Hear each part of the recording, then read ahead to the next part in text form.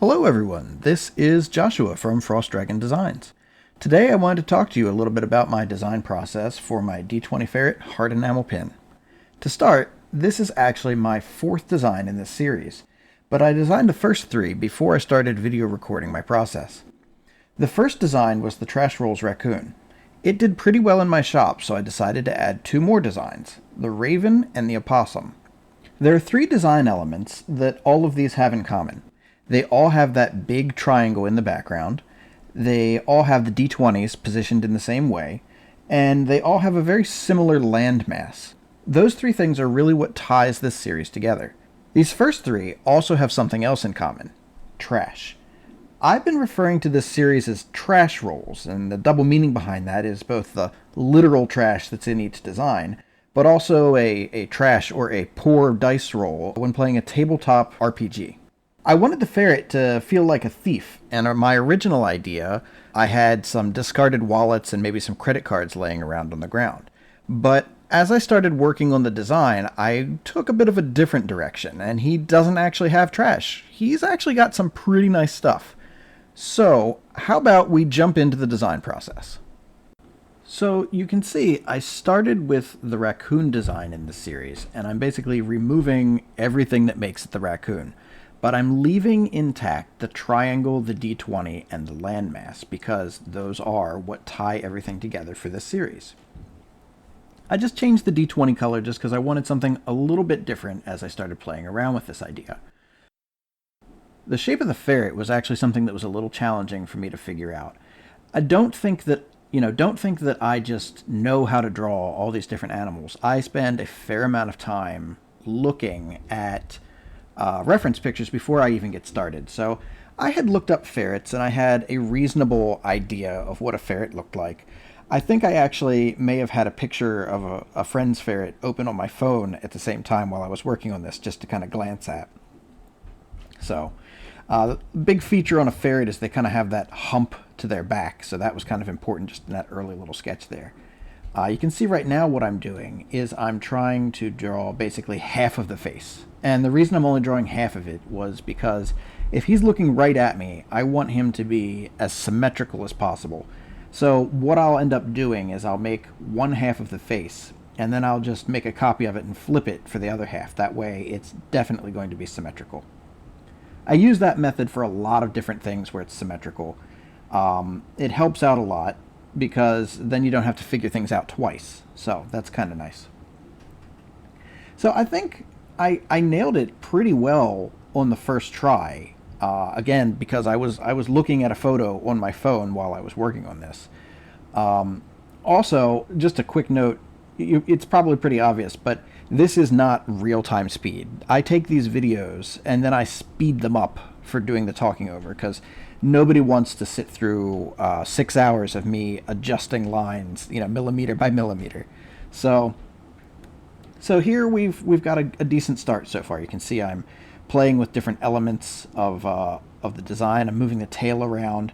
You notice that white spot under the tail. That's a tricky spot because on a pin, that's going to be really small, and that's something I have to balance when I'm working on designs, is figuring out not only what looks good, but what's going to be possible to be designed. The worst thing is to have an idea, to have an image that you've created that you really love, and then you look at it and you're like, they physically aren't going to be able to produce that for some reason. Like a cutout's too small, or you have a section that, is floating weirdly and it isn't physically attached to something.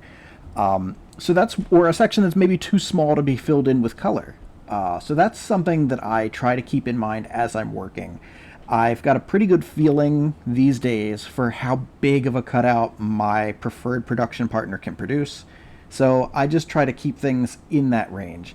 Although honestly, I have submitted designs to them for production where I had cutouts that were physically too small to be made, and they usually end up just getting filled in as recessed metal. But on this design, that's a little tricky because the triangle is already recessed or set back metal, so it's on a different plane than the main image. So I have to really be careful with that on these specific designs. So at this point, you can see that I've got a decent ferret started. And I was about to start in on the wallets and the trash and that sort of stuff. And I just kind of got this idea, what if he doesn't have trash? What if he's got treasure? And so I just kind of went with that idea. I was like, okay, well, if he's got treasure, what does he have as a treasure? I was like, well, a magic sword. Okay, yeah, or, just a really nice sword. That seems like a good treasure. So you can see that I was using that same draw half of it at first, make a copy and flip it method that I used on his face. I used that same method to do the sword. There's no reason to do an entire sword, though, because I'm going to have it sticking out of the ground. At least that was, my idea. So I only need to do this I guess that's technically the lower half of the sword, but I don't need the point because it's not going to be visible. That's something else that you'll probably notice if you watch more of these videos. A lot of times, things that look like they're a complete design element, they really aren't. I just draw enough of it for what I need in the design. And if something's going to overlap it, I just don't do that part. That's also a frustration sometimes on some designs because maybe I'll come up with a really neat detail, but then later I go to add something and it completely covers up a neat detail. So that can be frustrating at times. So this is, again, you see me moving the position there, and that's because I was concerned about the cutout space between that triangle and the sword. I opted to end up having it be a cutout. I was very much considering having that cutout not be there by shifting the sword over, but my concern there was it really just brought it too close to the ferret. I don't know that there are really any rules that I follow for this. At this point, it's just kind of something that I feel like I look at it and I'm like, that feels too close, or there feels like there's too much space there. So it's really just a judgment call at this point for how that works. So at this point, I was pretty happy with the sword, and I started thinking, okay, well, what other treasure does he have? And I could have gone the route of like just gold and coins and that sort of thing. But, I really like RPGs. There's a big D20 here. This is kind of an RPG pin. So I thought, well, if I'm like an adventurer, what kind of treasure do I want to find? A weapon, yeah, okay, we got that. What about maybe like some armor or some, gauntlets of ogre strength or something? So that's when I was like, okay, hey, yeah, let's have there be some sort of armor in his cache of stuff. And my first thought was maybe a helmet, but I think I decided against the helmet just because, honestly, I don't know why I decided against the helmet. I don't really like drawing hands. You'll notice that most of my characters have kind of nubs for hands. That's one, for convenience, and then two, I just don't like drawing hands. But you can see I went with gauntlets anyway, so I shifted around a little bit. The fingers are copies of each other that have been adjusted. That's a nice little design trick. For the second gauntlet here, I literally just took a copy of it, and I'm now adjusting that copy to have it make sense within the scene. You can see I move it around a lot. I'm just trying to figure out what. This wasn't a planned part of the design. This was me. I drew the one element, and I had the second one that I made a copy of, and I'm just trying to find a place in the design where they look and feel okay. I'm very much what I would call an emotional artist. A lot of times I will make adjustment after adjustment after adjustment until a piece feels correct to me. Like if I look at something and it makes me feel uneasy, I know that there's something that I need to change or address with it. So a lot of times that's what's going on when you see something shifting around a whole bunch, just tiny little shifts here and there. It's me trying to figure out why it doesn't feel correct to me. What I'm doing right there is I'm adding some little spiky parts to make him feel a little fuzzier, a little softer. Instead of just a straight round line, he's now got kind of a jagged furry line there on his back. So that's kind of a nice way to help him feel a little more real while still having this kind of cartoon look that I'm using. You can also see when I'm zoomed out a little bit, you can see that I've added some silver coins to the pile of treasure that he's got there. So far his treasure, he's got a nice sword, he's got a pair of gauntlets, and a couple coins. And I'm adding a white D10 to the mix. Maybe it's like a big diamond. Maybe the D20 he has there and this new D10 that's added to the scene, maybe they're just giant jewels. I think what I did with that D10, I think I copied and pasted that from one of my Black Cat RPG pins. You'll notice I do that a lot. If there's an element that I can steal from one of my other designs and just paste it in and use it, I am definitely willing to do that. I used to, when I first started doing designs, I would consider that kind of like cheating, and I didn't want to do that. But now I'm like, I did the original one. I've proven that I can do that. If it saves time to make a copy, let's do that.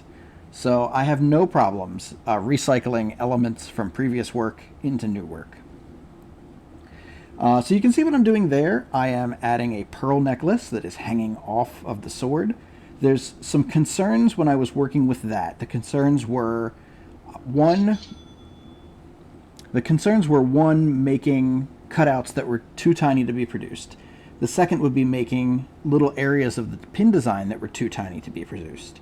So this was really a balancing act for this particular part to make sure that each cell that would require enamel be put in it was something that they could actually put enamel in.